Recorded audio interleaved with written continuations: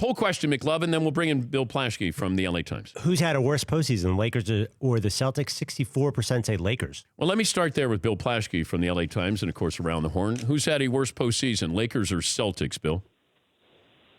The Lakers, and it's not even close because they've messed up. They've gotten swept out of the series without even taking the court. Yeah, it's the Lakers. I mean, it's amazing what happened this week is they had the one coach who can coach LeBron James, the one coach who wanted to be here, who wanted to come here and coach him, who had a chance at get some success with him, and they couldn't close it. And the one coach they wanted, their only coach they offered a job to, and they couldn't close the deal, and they let him walk away. It's nuts. It's nuts out here, and they seem very rudderless in the front office right now. They seem like nobody really knows what's going on. But I'm wondering that there was talk about perception and reality, and if you brought in Ty Lue, and then everybody's going to think LeBron's bringing, we're placating LeBron. Who cares about? You're the Lakers. Who cares about perception? Give me reality. Did we get the right guy? Give him 5 years. And I applaud Ty Lue for saying, hey, I don't want to be LeBron's lackey here. I want to be the Laker coach, not, hey, let's tie it into LeBron's contract, and if he's gone in 3 years, then I'm gone. So why not just give him 5 years? Luke Walton got it. Monty Williams got it. Why not Ty Lue, Bill? Yeah, it's incredible, and I think down deep the Lakers hate the idea. In fact, I know this for a fact. They hate the idea that they've given the whole keys to the whole organization to LeBron. They hate that idea. They hate that notion, but they have to live with it. They did it. They made this deal with him last year, and this is how it works with him. And I think they've buckled under that notion, and so this was their way of saying, well, we'll take you, but only for 3 years, and only in this. As soon as LeBron leaves, you've got to leave, and we're just doing this just out of because this is what he wants, and we really don't want it. So they were acting like we want you, but we really don't want you. And the reality is, he's the one guy who's won a championship with LeBron. He's the one guy who would end all the backstabbing and whispering that would happen the next couple of years if somebody else comes in here. He's the one guy that would help them salvage what is the last two or 3 years of this LeBron nightmare. And I think their pride got in the way, and they said we're the Lakers and we're bigger than that. Well, guess what? They're not. They're not. They're a desperate team right now. 6 straight years without the playoffs. They needed this guy. They should have closed this deal. And it leads to the questions about Jeannie Buss' her leadership, and what is Rob Pelinka doing running basketball operations? That's the amazing thing. She should have. The whole thing could have been avoided if Jeannie Buss had replaced Magic Johnson with a smart, bright, forward-thinking basketball executive from the outside to run things and handle the coaching search. Instead, she stayed within the quote-unquote Laker family, and it's blown up on her. But, Bill, is this come down to something as simple of who's in charge here? Are there too many people in charge?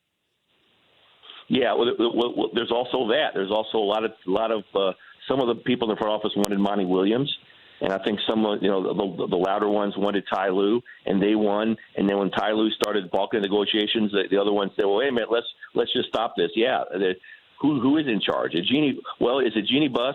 Is it Linda Rambis, who's a shadow owner? Is it Kurt Rambis? Kurt Rambis is helping conduct the coaching search. What is Kurt Rambis doing helping conducting the coaching search for any team? But he's part of the deal. He's part of the ones interviewing candidates.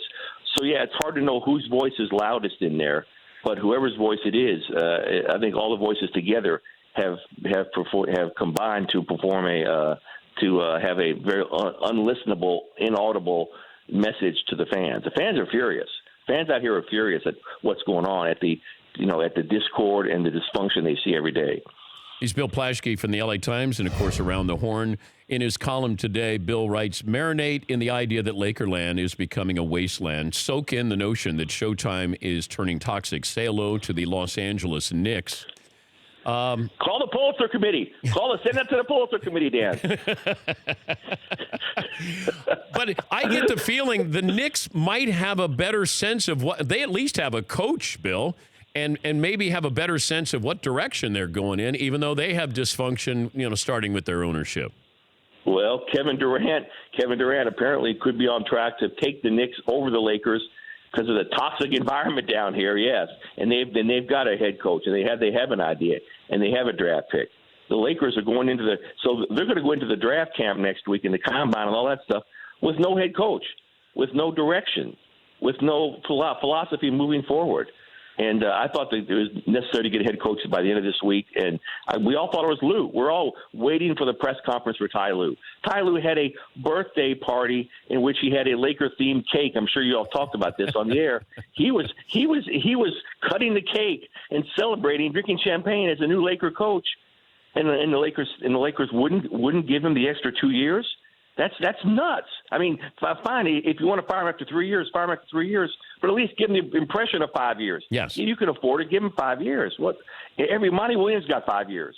Luke Walton, the guy he replaced, got 5 years in Sacramento.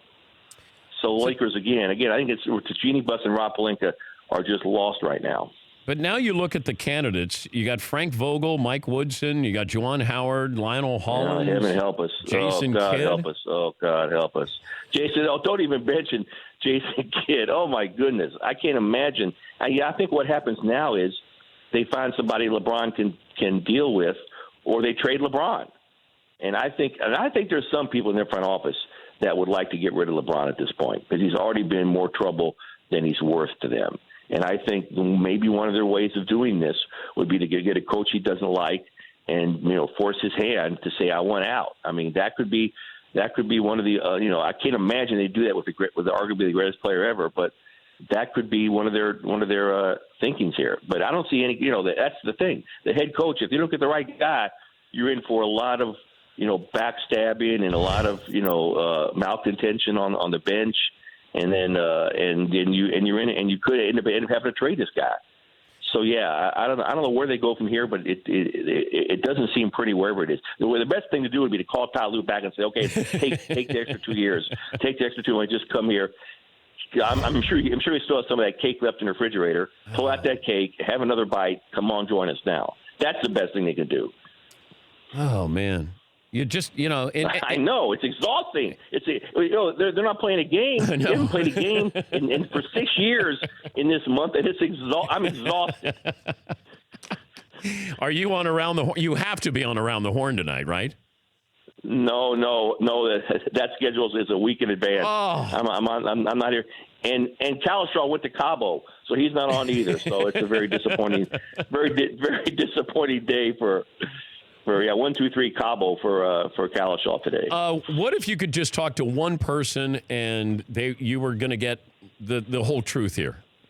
Who would you want to sit down with this organization and just say, all right, I need answers?